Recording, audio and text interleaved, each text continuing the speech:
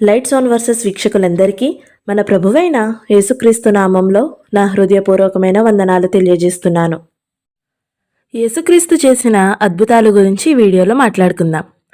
ఆయన తుఫానును నిమ్మలపరచడం. ఆయన దోణి ఎక్కినప్పుడు ఆయన శిష్యులు ఆయన వెంట వెళ్లారు.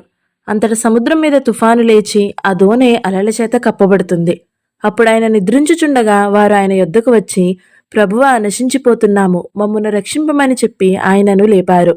అందుకాయన, అల్పవిశ్వాసులారా, ఎందుకు భయపడుతున్నారని వారితో చెప్పి లేచి గాలిని సముద్రమును గద్దించారు. అలా గద్దించగానే ఆ రెండూ మిక్కిలి నిమ్మళమైపోయాయి. ఆ మనుషులు ఆశ్చర్యపడి, ఈయన ఎట్టివాడో, ఈయనకు గాలియు సముద్రము లోబడుచున్నవి అని చెప్పుకున్నారు. ఆ తరువాత యేసుక్రీస్తు చేసిన మరొక అద్భుతం, 5 రొట్టెలు 2 చేపలను 5,000 మందికి పంచడం. యేసు ఆ సంగతి విని దోణి ఎక్కి అక్కడ నుండి అరణ్య ప్రదేశమునకు ఏకాంతంగా వెళ్లారు. జనసమూహములు ఆ సంగతి విని పట్టణము నుండి కాలినడకన ఆయన వెంట వెళ్లారు. ఆయన వచ్చి ఆ గొప్ప జనసమూహాన్ని చూచి వారి మీద కనికరపడి వారిలో రోగులైన వారిని స్వస్థపరిచారు. సాయంకాలమైనప్పుడు శిష్యులు ఆయన యొద్దకు వచ్చి, ఇది అరణ్య ప్రదేశము, ఇప్పటికే పొద్దుపోయింది. ఈ జనులు గ్రామాలలోనికి వెళ్ళి తినడానికి ఏమైనా కొనుక్కోవడానికి వారిని పంపివేద్దాము అని చెప్పారు. యేసు ప్రభు వారు వాళ్ళు వెళ్ళనక్కర్లేదు, మీరే వారికి భోజనము పెట్టమని వారితో చెప్పారు. వారు అక్కడ మన యొద్ద 5 రొట్టెలు 2 చేపలు తప్ప మరేమీ లేవని ఆయనతో చెప్పారు. అందుకాయన, వాటిని నా యొద్దకు తీసుకురండి అని చెప్పి పచ్చిక మీద కూర్చుండి అని వారికి ఆజ్ఞాపించారు. ఆ 5 రొట్టెలను 2 చేపలను పట్టుకుని ఆకాశము వైపు కన్నులెత్తి ఆశీర్వదించి ఆ రొట్టెలను విరిచి శిష్యులకిచ్చారు. శిష్యులు జనులకు వడ్డించారు. వారందరూ తిని తృప్తి పొందిన తరువాత మిగిలిన ముక్కలు 12 గంపల నిండా ఎత్తారు. స్త్రీలను పిల్లలను కాక తినిన వారు ఇంచుమించు 5,000 మంది పురుషులు. యేసుక్రీస్తు వారు చేసిన మూడవ అద్భుతం, సీమోను పేతురు విస్తారమైన చేపలు పట్టడం. జనసమూహము దేవుని వాక్యము వినుచు ఆయన మీద పడుతూ ఉండగా ఆయన గెన్నేసరాతు సరస్సు తీరాన నిలిచి ఆ సరస్సు తీరమునున్న 2 దోణలను చూచారు. జాలరులు వాటిలో నుండి దిగి తమ వలలు కడుక్కుంటూ ఉన్నారు. ఆయన ఆ దోణిలో సీమోనుదైన ఒక దోణి ఎక్కి ఆ దరి నుండి కొంచెం తోయమని అతనికి అడిగి కూర్చుని దోణిలో నుండి జనసమూహములకు బోధించుచూ ఉన్నారు. ఆయన బోధించడం చాలించిన తరువాత, నీవు దోణి లోపలికి నడిపించు అని అతనితో చెప్పారు. చేపలు పట్టడానికి మీ వలలు వేయమని సీమోనుతో చెప్పగా, సీమోను, ఏలినవాడా, రాత్రి అంతా మేము ప్రయాసపడ్డాము, కానీ మాకేమీ దొరకలేదు. అయిననూ సరే, నీ మాట చొప్పున వలలు వేస్తాను అని ఆయనతో చెప్పాను. వారు అలాగు చేసి విస్తారమైన చేపలు పట్టారు. అందుచేత వారి వలలు పిగిలిపోతుండగా వారు వేరొక దోణిలోనున్న తమ పాలివారు వచ్చి తమకు సహాయం చేయవలనని వారికి సంజ్ఞలు చేశారు. వారు వచ్చి 2 దోణలు మునుగునట్లు నింపారు. సీమోను పేతురు అది చూచి యేసు మోకాళ్ల మీద సాగిలపడి, ప్రభువా, నన్ను విడిచిపొమ్ము, నేను పాపాత్ముడనని చెప్పాను. ఏలయనగా వారు పట్టిన చేపల రాశికి అతడు అతనితో కూడా ఉన్న వారందరూ విస్మయముందారు. అలాగున సీమోనుతో కూడా పాలివారైన జబదయి కుమారులగు యాకోబు, యోహాను అందుకు విస్మయముందారు. అందుకు యేసు, భయపడకుము, ఇప్పటి నుండి నీవు మనుషులను పట్టువాడవై ఉందవని సీమోనుతో చెప్పారు. వారు దోణలను దరికి చేర్చి సమస్తమును విడిచిపెట్టి ఆయనను వెంబడించారు. యేసుక్రీస్తు వారు చేసిన 4వ అద్భుతం, 10 మంది కుష్ఠరోగులను స్వస్థపరచడం. ఆయన యెరూషలేమునకు ప్రయాణమైపోతూ సమరయ గలిలయ మధ్య వెళుతూ ఉన్నారు. ఆయన వెనుక ఒక గ్రామంలో వెళుతూ ఉండగా 10 మంది కుష్ఠరోగులు ఆయనకు ఎదురుగా వచ్చి దూరమున నిలిచి, యేసు, ప్రభువ, మమ్మను కరుణించమని కేకలు వేశారు. ఆయన వారిని చూచి, మీరు వెళ్ళి మిమ్మును యాజకులకు కనపరుచుకొనుడని వారితో చెప్పెను. వారు వెళుతూ ఉండగా శుద్ధులైపోయారు. వారిలో ఒకడు తనకు స్వస్థత కలుగుట చూచి గొప్ప శబ్దముతో దేవుని మహిమపరచుచు తిరిగి వచ్చి ఆయనకు కృతజ్ఞతాస్తుతులు చెల్లించుచు ఆయన పాదముల యొద్ద సాగిలపడ్డాడు. వాడు సమరయుడు. అందుకు యేసు, 10 మంది శుద్ధులైరి కరా, ఆ 9 ఎక్కడా? ఈ అన్యుడు తప్ప దేవుని మహిమపరచుటకు తిరిగి వచ్చిన వాడెవడనూ అగపడలేదా అని చెప్పి, నీవు లేచి పొమ్ము, నీ విశ్వాసము నిన్ను స్వస్థపరిచెను అని వానితో చెప్పాను. యేసుక్రీస్తు వారు చేసిన 5వ అద్భుతం, గ్రుడ్డి భిక్షకుని స్వస్థపరచడం. వారు యెరికో పట్టణమునకు వచ్చారు. ఆయన తన శిష్యులతో బహుజన సమూహముతో యెరికో నుండి బయలుదేరి వచ్చుచుండగా తీమయి కుమారుడగు బర్తమయి అను ఒక గుడ్డు భిక్షవాడు త్రోవ పక్కన కూర్చుని ఉన్నాడు. ఈయన నజరేయుడైన యేసు అని వాడు విని, దావీదు కుమారుడా, యేసు, నన్ను కరుణింపమని కేకలు వేయడం మొదలుపెట్టాడు. ఊరకుండమని అనేకులు వారిని గద్దించారు. కాని వాడు దావీదు కుమారుడా నన్ను కరుణింపుమని చాలా బిగ్గరగా ఎక్కువగా కేకలు వేశాడు. అప్పుడు యేసు నిలిచి వానిని పిలువుడని చెప్పగా వారా గుడ్డివానిని పిలిచి ధైర్యము తెచ్చుకొనుము, ఆయన నిన్ను పిలుచుచున్నాడు, లెమ్మని వానితో చెప్పారు. అంతట వాడు బట్టను పారవేసి దిగ్గున లేచి యేసు యొద్దకు వెళ్ళాడు. యేసు నేను నీకేమి చేయగోరుచున్నావని వానిని అడుగగా ఆ గుడ్డివాడు బోధకుడా నాకు దృష్టి కలుగజేయమని ఆయనతో అనెను. అందుకు యేసు నీవు వెళ్ళుము, నీ విశ్వాసము నిన్ను స్వస్థపరచునని చెప్పెను. వెంటనే వాడు త్రోవ ఆయన వెంట చూపు పొంది వెళ్ళెను. యేసుక్రీస్తు వారు చేసిన 6వ అద్భుతం, యాయిరు కుమార్తెను బ్రతికించడం. ఒక అధికారి వచ్చి ఆయనకు మ్రొక్కి, నా కుమార్తె ఇప్పుడే చనిపోయింది, అయినను నీవు వచ్చి నీ చెయ్యి ఆమె మీద ఉంచుము, ఆమె బ్రతుకుతుంది అని చెప్పాడు. యేసు లేచి అతని వెంట వెళ్ళాడు. ఆయన శిష్యులు కూడా ఆయనతో పాటు వెళ్లారు. అంతలో యేసు ఆ అధికారి ఇంటికి వచ్చి పిలనగ్రోవులు వాయించుచున్న వారిని గుళ్ళు చేయుచుండు జనసమూహమును చూసి స్థలమియ్యుడి, ఈ చిన్నది నిద్రించుచున్నదే గాని చనిపోలేదని వారితో చెప్పారు. వారాయనను అపహసించారు. జనసమూహమును పంపివేసి ఆయన లోపలికి వెళ్ళి ఆమె చేయి పట్టుకొనగానే ఆ చిన్నది లేచింది. ఈ సమాచారము ఆ దేశమందంతటా వ్యాపించింది. యేసుక్రీస్తు వారు చేసిన 7వ అద్భుతం, రక్తస్రావ రోగము కలిగిన స్త్రీని స్వస్థపరచడం. 12 ఏళ్ల నుండి రక్తస్రావ రోగం కలిగిన ఒక స్త్రీ ఉండేది. ఆమె అనేక వైద్యుల చేత ఎన్నో తిప్పలు పడి తనకు కలిగినదంతయూ అమ్మేసుకుంది. ఎంత మాత్రమును ప్రయోజనం లేక మరింత సంకటపడింది. ఆమె యేసును గూర్చి వినిన వెంటనే ఆయన వస్త్రములు మాత్రము ముట్టినా బాగుపడుదును అనుకుని జనసమూహంలో ఆయన వెనుకకు వచ్చి ఆయన వస్త్రము ముట్టింది. వెంటనే ఆమె రక్తధార కట్టింది కనుక తన శరీరంలోని ఆ బాధ నివారణ అయినదని గ్రహించుకుంది. వెంటనే యేసు తనలో నుండి ప్రభావం బయలువెళ్ళినని తనలో తాను గ్రహించి జనసమూహము వైపు తిరిగి నా వస్త్రమును ముట్టిందెవరని అడుగగా ఆయన శిష్యులు జనసమూహము మీ మీద పడుచుండుట చూచుచున్నావే, నన్ను ముట్టినదెవడని అడుగుచున్నావా అనిరి. ఆ కార్యము చేసిన ఆమె కనుగొనవలెనని ఆయన చుట్టూ చూశారు. అప్పుడు ఆ స్త్రీ తనకు జరిగినది ఎరిగి భయపడి వణుకుచూ వచ్చి ఆయన ఎదుట సాగిలపడి తన సంగతి అంతయు ఆయనతో చెప్పింది. అందుకాయన, కుమారి, నీ విశ్వాసము నిన్ను స్వస్థపరిచింది, సమాధానము గలదానవై పొమ్ము, నీ బాధ నివారణ అయి నీకు స్వస్థత కలుగునుగాక అని చెప్పి ఆమెను పంపించేశారు. యేసుప్రభు వారు చేసిన 8వ అద్భుతం, 38 సంవత్సరాల నుంచి వ్యాధి కలిగిన వాడు స్వస్థపరచబడడం. యెరూషలేములో గొర్రెల ద్వారము దగ్గర, అంటే హెబ్రీ భాషలో బెతెస్దా అనబడిన ఒక కోనేరు ఉండేది. దానికి 5 మండపాలు కలవు. ఆయా సమయాలకు దేవదూత కోనేటిలో దిగి నీళ్లను కదిలించుట కలదు. నీరు కదిలింపబడిన పిమ్మట ఎవడైతే మొదట ఆ కోనేటిలో దిగుతాడో వాడు ఏ వ్యాధి గలవాడైనను సరే బాగుపడేవాడు. కనుక ఆ మండపంలో అనేక మంది రోగులు, గుడ్డివారు, కుంటివారు, ఊచకాలు చేతులు కలవారు గుంపులుగా ఉండేవారు. అక్కడ 38 సంవత్సరాల నుంచి వ్యాధి గల ఒక మనుషుడుండేవాడు. యేసు వాడు పడియుండుట చూచి వాడప్పటికి బహుకాలం నుండి ఆ స్థితిలో ఉన్నాడని ఎరిగి స్వస్థపడగోరుచున్నావా అని వారిని అడిగారు. అందుకు ఆ రోగి, అయ్యా, నీళ్లు కదిలింపబడినప్పుడు నన్ను కోనేటిలోనికి దించుటకు నాకు ఎవడనూ లేడు, కనుక నేను వచ్చినంతలో మరి ఒకడు నాకంటే ముందుగా దిగి స్వస్థత పొంది వెళ్ళిపోతున్నాడు అని చెప్పారు.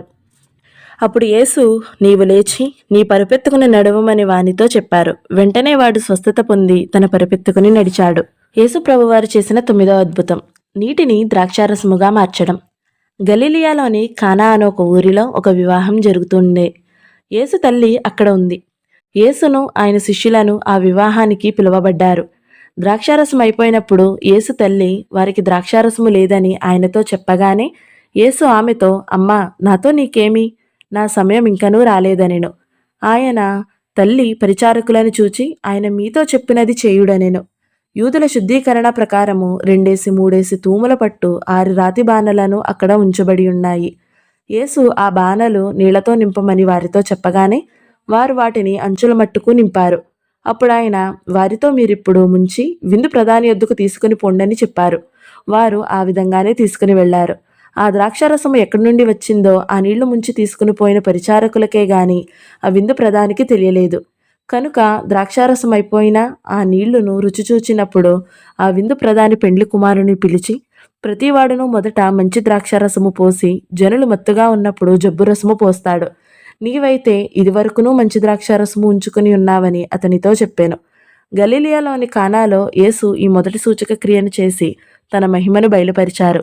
అందువలన ఆయన శిష్యులు ఆయన యందు విశ్వాసముంచారు. యేసుక్రీస్తు వారు చేసిన 10వ అద్భుతం. దెయ్యము పట్టిన స్త్రీని విడుదల పొందించారు. విశ్రాంతి దినమున ఆయన యొక్క సమాజ మందిరంలో బోధించుచున్నప్పుడు 18 ఏండ్ల నుండి బలహీనపరుచు దెయ్యము పట్టిన ఒక స్త్రీ అక్కడ ఉన్నది. ఆమె నడుము వంగిపోయి ఎంతమాత్రమును చక్కగా నిలబడలేకపోతుంది.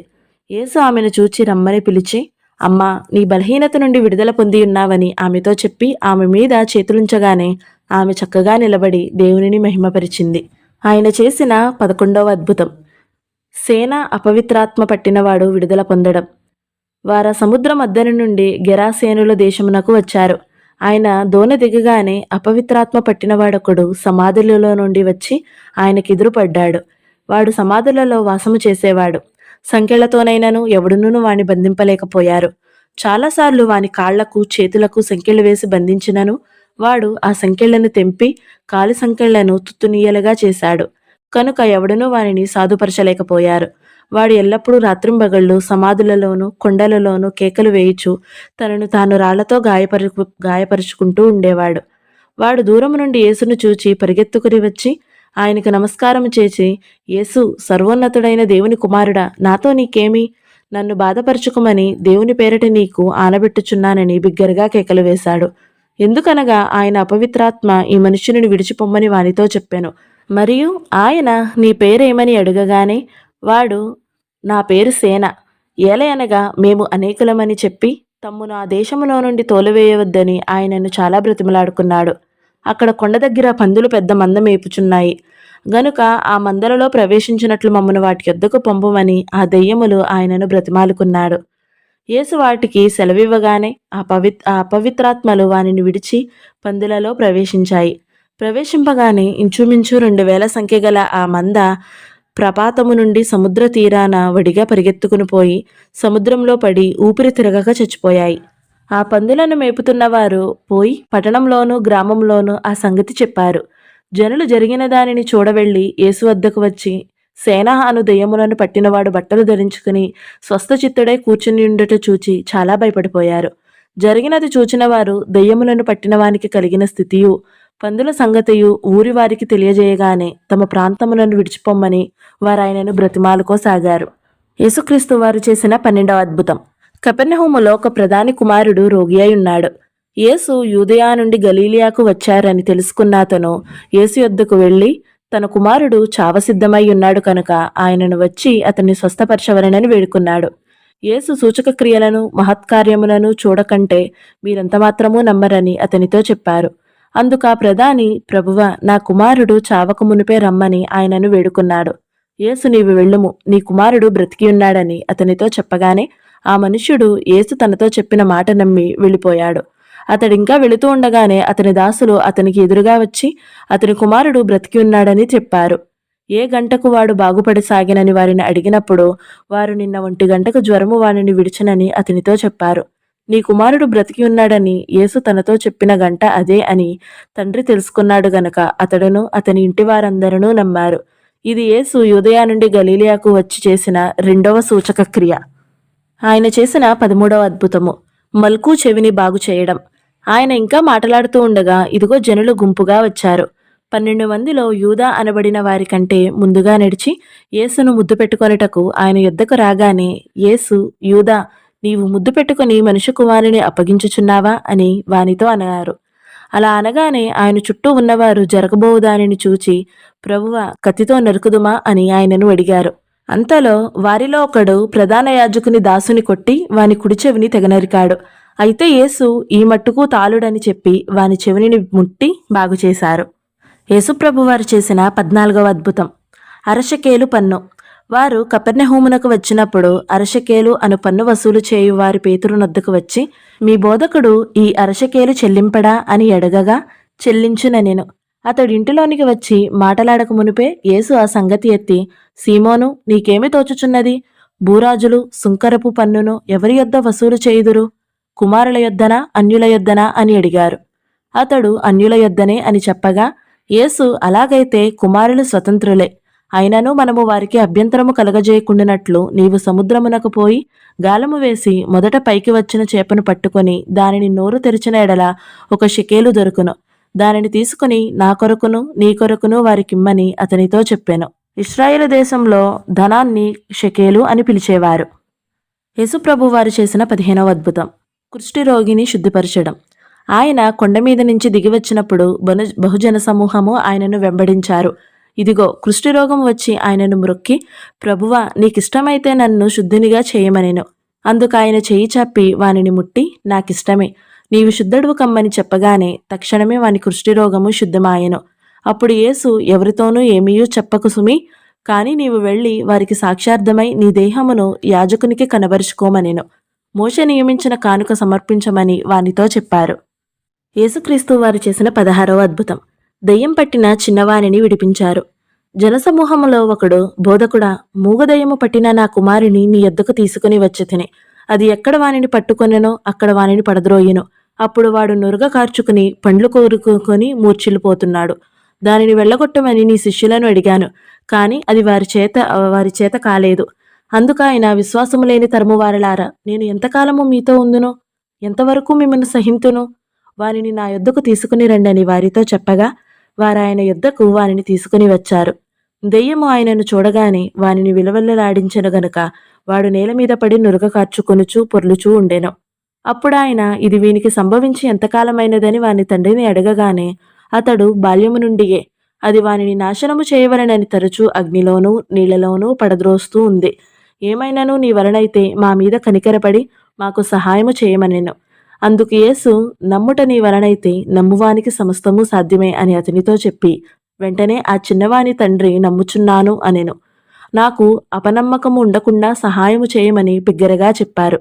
జనులు గుంపుకూడి తన యొద్దకు పరిగెత్తుకుని వచ్చుట యేసు చూచి, మూగవైన చెమిటి దెయ్యమా, వానిని వదిలిపొమ్ము, ఇక వానిలో ప్రవేశింపవద్దని నీకు ఆజ్ఞాపించుచున్నానని చెప్పారు.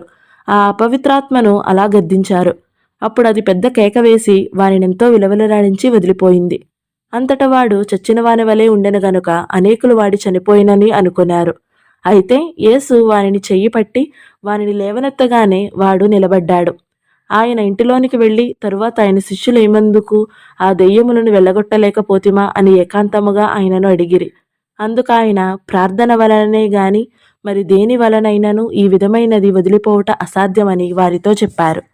యేసుక్రీస్తు వారు చేసిన 17వ అద్భుతము, ఊచ చేయగలవానిని స్వస్థపరచడం. ఆయన అక్కడి నుండి వెళ్లి వారి సమాజ మందిరంలో ప్రవేశించినప్పుడు ఊచ చేయగలవాడొకడు కనపడ్డాడు. వారాయన మీద నేరము మోపవలెనని, విశ్రాంతి దినమున స్వస్థపరచుట న్యాయమా అని ఆయనను అడిగారు. అందుకాయన, మీలో ఏ మనుషునికైనను ఒక గొర్రెయుండి అది విశ్రాంతి దినమున గుంటలో పడిపోయిన ఎడల దానిని పట్టుకుని బయటకు తీయలా? గొర్రె కంటే మనుషుడెంతో శ్రేష్ఠుడు. కాబట్టి విశ్రాంతి దినమున మేలు చేయుట ధర్మమే అని చెప్పి ఆ మనుష్యుని నీ చెయ్యి చాపమనెను. వాడు చెయ్యి చాపగానే రెండవ దాని వలె అది బాగుపడిపోయింది. యేసు చేసిన 18వ అద్భుతము, విధవరాలి కుమారుణ్ణి బ్రతికించడం. ఆయన నైనను ఒక ఊరికి వెళుతూ ఉన్నారు. ఆయన శిష్యులను బహుజన సమూహమును ఆయనతో కూడా వెళుతూ ఉన్నారు. ఆయన ఆ ఊరి గవిని యొద్దకు వచ్చినప్పుడు చనిపోయిన ఒకడులో వెలుపలికి మోసుకుని పోబడుతున్నారు. అతని తల్లికి అతడొక్కడే కుమారుడు. ఆమె విధవరాలు. ఆ ఊరి జనులు అనేకులు ఆమెతో కూడా ఉన్నారు. ప్రభువు ఆమెను చూచి ఆమె యందు కనికరపడి ఎడవవద్దని ఆమెతో చెప్పి దగ్గరకు వచ్చి పాడెను ముట్టగా మోయుచున్నవారు అలా నిలిచిపోయారు. ఆయన, చిన్నవాడా, లెమ్మని నీతో చెప్పుచున్నాననగానే ఆ చనిపోయినవాడు లేచి కూర్చుని మాట్లాడుతూ ఉన్నాడు. ఆయన అతనిని అతని తల్లికి అప్పగించాడు. అందుకు భయక్రాంతులైన వారు గొప్ప ప్రవక్త బయలుదేరి ఉన్నాడని, దేవుడు తన ప్రజలకు దర్శనము గ్రహించి ఉన్నాడని దేవునిని మహిమపరిచారు. ఆయనను గూర్చి ఈ సమాచారము యూదయానంతటను చుట్టుపట్ల ప్రదేశమందంతటను వ్యాపించింది. యేసు చేసిన 19వ అద్భుతము, గుడ్డివారి కన్నులు తెరిచారు. యేసు అక్కడి నుండి వెళుతూ ఉండగా ఇద్దరు గుడ్డివారు ఆయన వెంట వచ్చి, దావీదు కుమారుడా, మమ్మను కరుణించమని కేకలు వేశారు. ఆయన ఇంట ప్రవేశించిన తరువాత ఆ గుడ్డివారు ఆయన యొద్దకు వచ్చి ఆయన యొద్ద నిలుచున్నారు. యేసు, నేను ఇది చేయగలనని మీరు నమ్ముచున్నారా అని వారిని అడిగారు. అందుకు వారు, నమ్ముచున్నాము ప్రభువా అని ఆయనతో చెప్పారు. అప్పుడు ఆయన వారి కన్నులు ముట్టి, మీ నమ్మిక చొప్పున మీకు కలుగునుగాక అని చెప్పినంతలోనే వారి కన్నులు తెరవబడ్డాయి. యేసుక్రీస్తు వారు చేసిన 20వ అద్భుతము, యేసు నీళ్ల మీద నడవడం, పేతురును నడిపించడం. వెంటనే ఆ జనసమూహములను తాను పంపివేయనంతలో తన శిష్యులు దోణి ఎక్కి తనకంటే ముందుగా ఆ దరికి వెళ్ళవలెనని ఆయన వారిని బలవంతము చేశారు. ఆయన ఆ జనసమూహములను పంపివేసి ప్రార్థన చేయడానికి ఏకాంతముగా కొండెక్కడానికి వెళ్లారు. సాయంకాలమైనప్పుడు ఒంటరిగా ఉన్నారు. అప్పటికా దోణె దరికి దూరముగా ఉండి గాలి ఎదురైనందున అలల వలన కొట్టబడుతూ ఉంది. రాత్రి 4వ జామున ఆయన సముద్రము మీద నడుస్తూ వారి యొద్దకు వచ్చారు. ఆయన సముద్రము మీద నడుచుట చూచిన శిష్యులు తొందరపడి భూతమని చెప్పుకొని భయము చేత కేకలు వేశారు. వెంటనే యేసు ధైర్యము తెచ్చుకొనుడి, నేనే, భయపడకుడని వారితో చెప్పగానే పేతురు, ప్రభువా, నీవే అయితే నీళ్ల మీద నడిచి నీ యొద్దకు రావడానికి నాకు సెలవిమ్మని ఆయనతో అన్నాడు. ఆయన రమ్మనగానే పేతురు దోణి దిగి యేసు యొద్దకు వెళ్లడానికి నీళ్ల మీద నడిచాడు. కాని గాలిని చూచి భయపడి మునిగిపోసాగాడు. ప్రభువా, నన్ను రక్షించమని కేకలు వేశాడు. వెంటనే యేసు చేయి చాపి అతనిని పట్టుకుని, అల్పవిశ్వాసి, ఎందుకు సందేహపడుతున్నావు అని అతనితో చెప్పారు. వారు దోణి ఎక్కినప్పుడు గాలి అణిగిపోయింది. అంతటి దోణిలో ఉన్నవారు వచ్చి, నీవు నిజముగా దేవుని కుమారుడు అని చెప్పి ఆయనకు మ్రొక్కారు. యేసుకు చేసిన 21వ అద్భుతము. చనిపోయి సమాధి చేయబడిన లాజరును బ్రతికించడము. మార్త యేసుతో, ప్రభువా, నీవిక్కడ ఉండిన ఎడల నా సహోదరుడు చావకుండెను. ఇప్పుడైనను నీవు దేవునిని ఏమడిగినను దేవుడు నీకు అనుగ్రహిస్తారని నేను ఎరుగుదును. యేసు, నీ సహోదరుడు మరలా లేచునని ఆమెతో చెప్పగానే మార్త ఆయనతో, అంత్యదినమున పునరుద్ధానమందు లేచునని ఎరుగుదుననెను. అందుకు యేసు, పునరుద్ధానమును జీవమును నేనే. నా యందు విశ్వాసముంచువాడు చనిపోయినను బ్రతుకును. బ్రతికి నా యందు విశ్వాసముంచు ప్రతివాడును ఎన్నటికినీ చనిపోడు. ఈ మాట నమ్ముచున్నావా అని ఆమెను అడిగారు. ఆమె, అవును ప్రభువా, నీవు లోకమునకు రావలసిన దేవుని కుమారుడువైన క్రీస్తు అని నమ్ముచున్నానని ఆయనతో చెప్పింది. అంతట మరియా యేసు ఉన్న చోటికి వచ్చి ఆయనను చూచి ఆయన పాదముల మీద పడి, ప్రభువా, నీవెక్కడ ఉండిన ఎడల నా సహోదరుడు చావకుండుననెను. ఆమె ఏడ్చుటయు ఆమెతో కూడా వచ్చిన యూదులు ఏడ్చుటయు యేసు చూచి కలవరపడి ఆత్మలో మూలుగుచు అతనినెక్కడ ఉంచితిరని అడగగానే వారు, ప్రభువా, వచ్చి చూడమని ఆయనతో చెప్పారు. యేసు కన్నీళ్లు విడిచారు. కాబట్టి యూదులు అతనిని ఎలాగూ ప్రేమించనో చూడమని చెప్పుకున్నారు.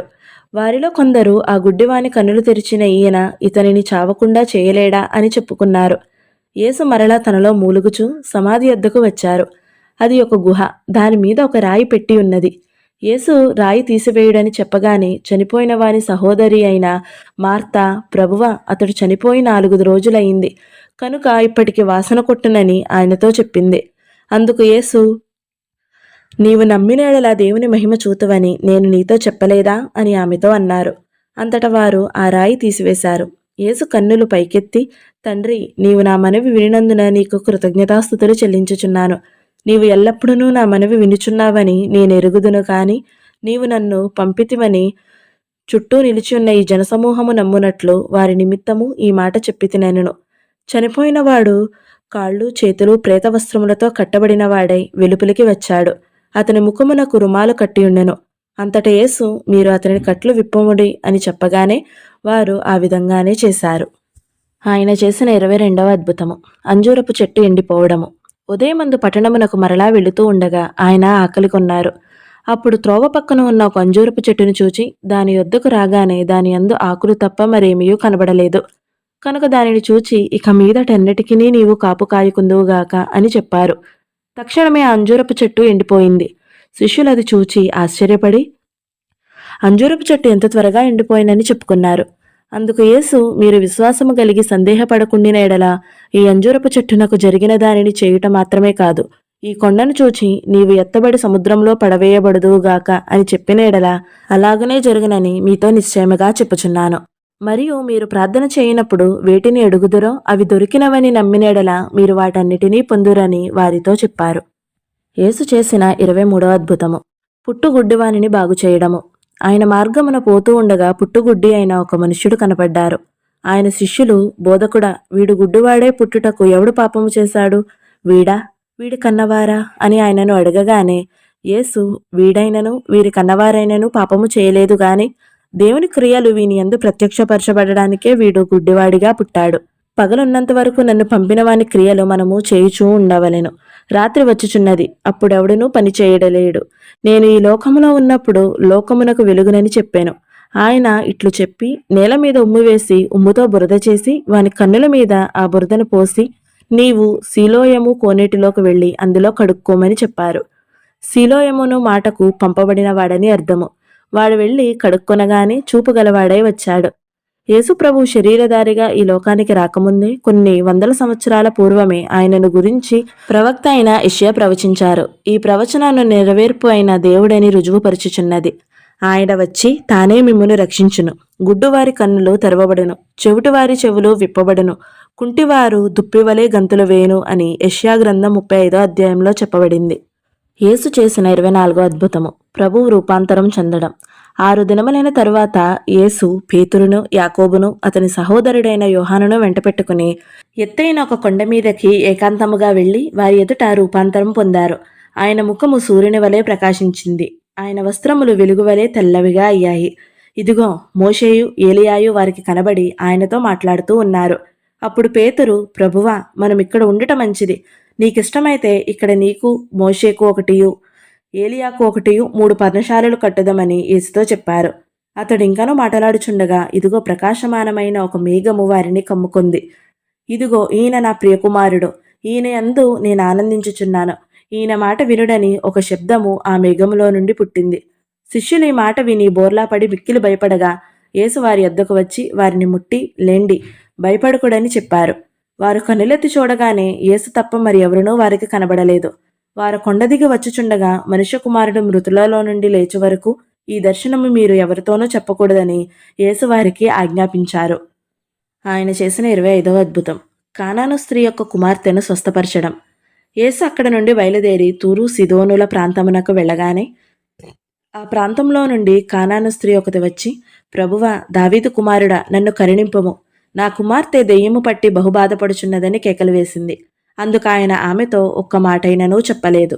అప్పుడు ఆయన శిష్యులు వచ్చి, ఈమె మన వెంబడి వచ్చి కేకలు వేయుచున్నది గనుక ఈమెను పంపివేయమని ఆయనను వేడుకొనగానే ఆయన, ఇశ్రాయేలీ ఇంటివారైన నశించిన గొర్రెల యొద్దకే గాని మరి ఎవరి యొద్దకునూ నేను పంపబడలేదనెను.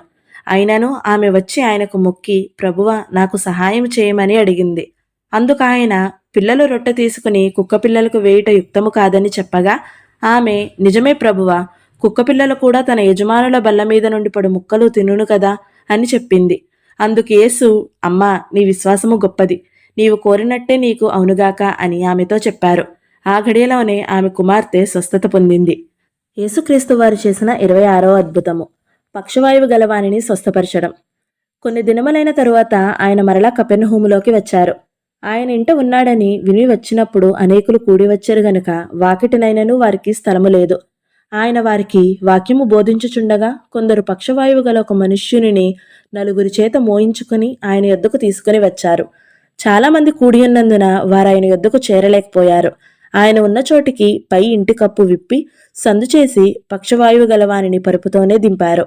యేసు వారి విశ్వాసము చూచి, కుమారుడా, నీ పాపములు క్షమించబడి ఉన్నవి, పక్షవాయువు గలవానితో చెప్పారు. శాస్త్రులలో కొందరు అక్కడ కూర్చుని ఉన్నారు. వారు, ఇతడు ఇట్లెందుకు చెప్పుచున్నాడు? దేవదూషణ చేయుచున్నాడు కదా. దేవుడొక్కడే తప్ప పాపమును క్షమింపగలవాడెవడనూ లేడని తమ హృదయములలో ఆలోచించుకున్నారు. వారు తమలో తాము ఇలాగో ఆలోచించుకొనుట యేసు వెంటనే తమ ఆత్మలో తెలుసుకుని, మీరిలాంటి సంగతులు మీ హృదయములలో ఎందుకు ఆలోచించుకొనుచున్నారు? ఈ పక్షవాయువు గలవానితో నీ పాపములు క్షమించబడి ఉన్నావని చెప్పుట సులభమా? నీవు లేచి నీ పరిపెత్తుకుని నడవమని చెప్పుట సులభమా?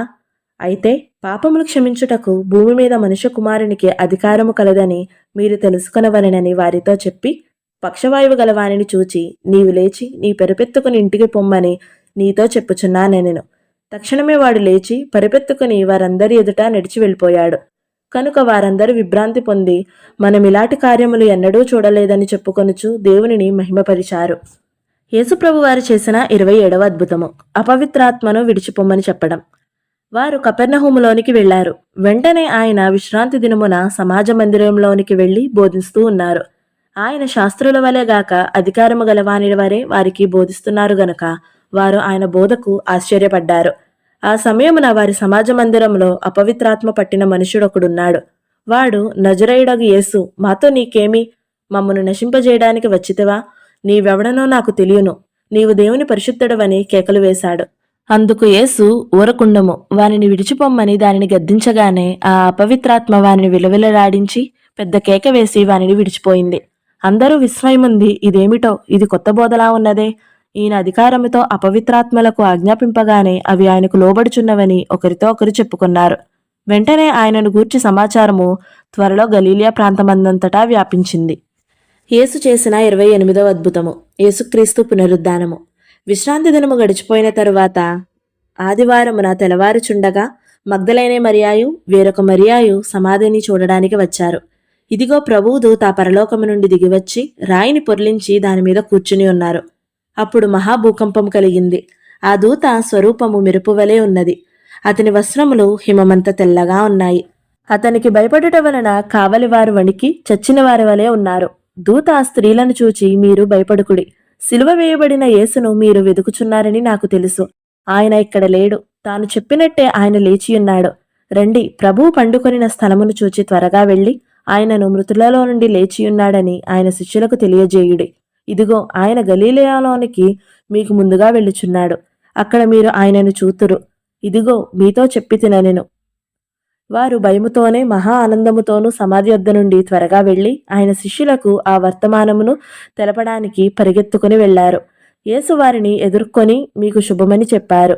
వారు ఆయన యొద్దకు వచ్చి ఆయన పాదమును పట్టుకొని ఆయనకు మ్రొక్కగా, యేసు భయపడకుడి, మీరు వెళ్ళి నా సహోదరులు గలీలియాకు వెళ్ళవలెననియు వారక్కడ నన్ను చూతురనియు వారికి తెలుపుడని చెప్పారు. యేసుక్రీస్తు మరణము జయించి మృత్యుంజయునిగా లేచుట ద్వారా అనేకులను పట్టి పీడిస్తున్న 2 ప్రశ్నలకు సమాధానము లభించినట్లయింది. దేవుడున్నాడా? మరొక ప్రశ్న, మరణము తరువాత జీవమున్నదా అని. దేవుడున్నాడా అనే ప్రశ్నకు ఆయన దేవుడు కాబట్టే మరణం నుండి సజీవునిగా లేచాడు అనేది తిరుగులేని రుజువు. ఆయన సమాధిని గెలవకపోతే ఆయనను దేవునిగా ఆరాధించాల్సిన పని లేదు. రెండో ప్రశ్నకు సమాధానం, క్రీస్తు మరణాన్ని జయించడం ద్వారా శరీరమే మరణిస్తుంది, ఆత్మకు ఎప్పటికీ మరణం లేదనే విషయం రుజువైంది. అదే సమయంలో ఆయన పునరుద్ధానం జీవంతో కూడిన నిరీక్షణనిచ్చింది. ఒక సూచక క్రియ చేయమని పరిసయ్యులు ఆయనను శోధిస్తూ అడిగినప్పుడు ప్రభువు ఈ రీతిగా మాట్లాడారు. వ్యభిచారులైన చెడ్డతరము వారలారా, సూచక క్రియను అడుగుచున్నారు. ప్రవక్త అయిన యోనాను గూర్చిన సూచక క్రియయే గాని మరి ఏ సూచక క్రియ అయినను వారికి అనుగ్రహింపబడదు. యోనా 3 దినములు తిమింగళం కడుపులో ఎలాగున్నాడో అలాగు మనుష్య కుమారుడు 3 రాత్రింబగళ్ళు భూగర్భంలో ఉంటాడు. అప్పుడు ఆయన మరలా 12 శిష్యులను పిలుచుకొని తనకు సంభవించబోవు వాటిని వారికి తెలియజెప్పనారంభించారు. ఇదిగో మనం యెరూషలేమునకు వెళుచున్నాము. మనుష్య కుమారుడు ప్రధాన యాజకులకును శాస్త్రులకును అప్పగింపబడను. వారు ఆయనకు మరణశిక్ష విధించి ఆయనను అన్యజనులకు అప్పగించెదరు. వారు ఆయనను అపహసించి ఆయన మీద ఉమ్మివేసి కొరడాలతో ఆయనను కొట్టి చంపెదరు. 3 దినములైన తరువాత ఆయన తిరిగి లేచునని చెప్పారు. ఆయన చెప్పిన రీతిగానే లేచారు. ఆయన చేసిన 29వ అద్భుతము, 7 రొట్టెలు కొన్ని చిన్ని చేపలు 4,000 మందికి ఆహారంగా పంచడం. యేసు తన శిష్యులను పిలిచి, ఈ జనులు నేటికి 3 దినముల నుండి మన యొద్దే ఉన్నారు. వారికి తినడానికి ఏమీ లేదు కనుక వారి మీద కనికరపడుచున్నాను. వారు మార్గములో మూర్ఛపోదురేమో అని వారిని ఉపవాసముతో పంపివేయడం నాకు మనసుకు లేదని వారితో చెప్పగానే ఆయన శిష్యులు, ఇంత గొప్ప జనసమూహంను తృప్తిపరచడానికి కావలసిన రొట్టెలు అరణ్య ప్రదేశంలో మనకు ఎక్కడి నుండి వస్తాయని ఆయనతో అన్నారు. యేసు, మీ యొద్ద ఎన్ని రొట్టెలున్నవని వారిని అడగగానే వారు 7 రొట్టెలను కొన్ని చిన్న చేపలు ఉన్నవని చెప్పారు. అప్పుడు ఆయన నేల మీద కూర్చుండడని జనసమూహమునకు ఆజ్ఞాపించి ఆ 7 రొట్టెలను ఆ 7 చేపలను పట్టుకుని కృతజ్ఞతాస్తుతులు చెల్లించి వాటిని విరిచి తన శిష్యులకిచ్చారు. శిష్యులు జనసమూహమునకు వడ్డించారు. వారందరూ తిని తృప్తి పొందిన తరువాత మిగిలిన ముక్కలు 7 గంపల నిండా ఎత్తారు. స్త్రీలను పిల్లలను కాక తినినవారు 4,000 మంది పురుషులు. యేసు చేసిన 30వ అద్భుతము, సైనికులు నేల మీద పడడం. యూదా సైనికులను, ప్రధాన యాజకులను, పరిసయ్యులను పంపిన బంట్రోతులను వెంటబెట్టుకుని దివీటిళ్లతోనూ దీపములతోనూ ఆయుధములతోనూ అక్కడికి వచ్చారు. యేసు తనకు సంభవించబోవన్నీయూ ఎరిగినవాడై వారి యొద్దకు వెళ్లి, మీరెవరిని వెతుకుచున్నారని వారిని అడిగారు. వారు నజరేయుడగు యేసునని ఆయనకు ఉత్తరం ఇవ్వగానే యేసు ఆయనను నేనే అని వారితో చెప్పారు. ఆయనను అప్పగించిన యూదయ వారి యొద్ద నిలుచుండెను. ఆయన నేనే మీరు వెతుకుచున్నవారని వారితో చెప్పగానే వారు వెనుకకు తగ్గి నేల మీద పడ్డారు. యేసుప్రభు తన 3 శిష్యులతో గెత్సెమనే తోటలో ఉన్నప్పుడు ఇస్కరియోతు యూదా తాను కుదుర్చుకున్న ఒప్పందం ప్రకారం యేసుప్రభును అప్పగించడానికి యూదా సైన్యముతో పాటు వచ్చిన సందర్భం అది. దివీటీలతోనూ ఆయుధములతోనూ ప్రభువును వెతుక్కుంటూ వస్తుంటే ప్రభువే వారికి ఎదురుగా వెళ్లి వారి కోసం వెతుకుతున్న వారిని ప్రశ్నించినప్పుడు వారు నజరేయుడైన యేసునని ఆయనకు ఉత్తరమియ్యగానే యేసు ఆయనను నేనే అని వారితో చెప్పారు. ప్రభు మాట నుండి వెలువడిన ప్రభావానికి తట్టుకోలేక అక్కడనున్న యూదా సైనికులందరూ కింద పడ్డారు. యేసు పేతురు అత్తను జ్వరం నుండి స్వస్థపరిచారు. ఆయన సమాజ మందిరంలో నుండి లేచి సీమోను ఇంటికి వెళ్లారు. సీమోను అత్త తీవ్రమైన జ్వరంతో పడి ఉన్నది గనుక ఆమె విషయమై ఆయన యొద్ద మనవి చేసుకున్నారు. ఆయన ఆమె చెంతను నిలవబడి జ్వరమును గద్దింపగానే అది ఆమెను విడిచిపోయింది. వెంటనే ఆమె లేచి వారికి ఉపచారము చేయసాగింది. ఇలా మనము ప్రభువు చేసిన అద్భుత కార్యములను గురించి ధ్యానించగలిగితే ఆయన మాటలోను, స్పర్శలోను, వస్త్రపు చెంగులోను, ఉమ్ములోను ఒక్కొక్క సందర్భంలో ఒక్కొక్క రీతిగా ఆయన మహిమ కనబరిచారు. అంటే ఈ రీతిగానే ఆయన స్వస్థపరచగలడు అని చెప్పడానికంటూ ఏమీ లేదు. మన ఊహలకు సహితం అందనంత మన పట్ల కార్యములను జరిగించగలరు. ఆశీర్వాదాలను కాదు గాని ఆశీర్వాదాలకు కర్త అయిన ప్రభువును వెంబడించగలిగితే మన జీవితమంతా అద్భుతాలే. ఆ రీతిగా మన జీవితములను స్థిరపరచుకుందాము. అట్టి కృప ధన్యత ప్రభువు మనకు అనుగ్రహించునుగాక. Amen, amen, amen. ఈ వీడియో మీకు నచ్చినట్లయితే లైక్ చేయండి, షేర్ చేయండి. అలాగే ఈ ఛానల్ని తప్పకుండా సబ్స్క్రైబ్ చేసుకోండి. Thank you so much for watching. Praise the lord.